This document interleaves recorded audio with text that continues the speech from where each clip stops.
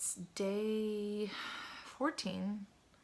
Yesterday was day 13, but I said it was day 12 because I'm really out of it.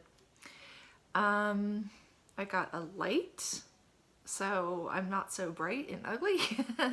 And I got a tripod. So, okay, I'm getting a little fancier here. Next thing I need to do is learn how to edit. God, I was so interested in my light and my tripod that I forgot to think about something to say. Today went pretty well. I had, let's see, shoot, how many calories? I think I probably had about 1,600 again. That seems to be sort of my comfort range, but it was all low carb, so I think I'm sort of getting rid of all that water weight that I was holding on to. And I might actually be able to pull off a loss on Monday. So we'll see how that goes. And let's see, my son is still struggling, doing a little better. He actually admitted to me that his diet really affects his voices and his psychosis. So, you know, he said one time he had been fasting here with me, and he went to his dad's house.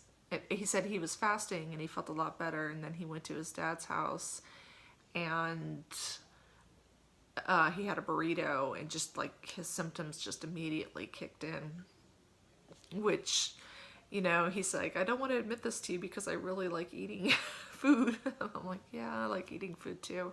So I'm thinking that a ketogenic diet, like a really serious ketogenic diet, like, you know, what they do with kids with epilepsy, might be a solution. I think it would mimic fasting, and I think the fasting is actually what was helping the patients with their symptoms was being in ketosis. I think it's probably a lot of the same mechanisms. So he had a few Atkins shakes today, and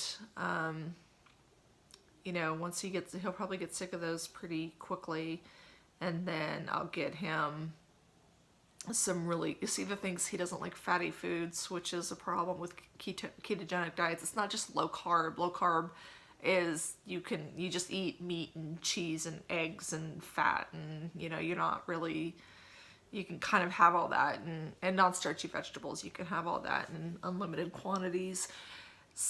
But with actual, you know, medically ketogenic diets, it's really, really high fats, like 75 or 80% fat, and very little protein, and like no carbs. So, I mean, you could have less than 20. You just have to keep it at 20 or under, but you can't have too much protein because protein converts into glucose if you have too much of it. So I gotta figure out, you know, he's not gonna enjoy, this poor kid, you know, he can't, you know, he's almost 20 years old, and he has this like miserable state of being, and no outlets. Like, he can't drink, he can't smoke pot, you know, 'cause I don't think there's anything wrong with smoking pot, but if, you know, if you're psychotic, then you can't, you cannot get anywhere near THC.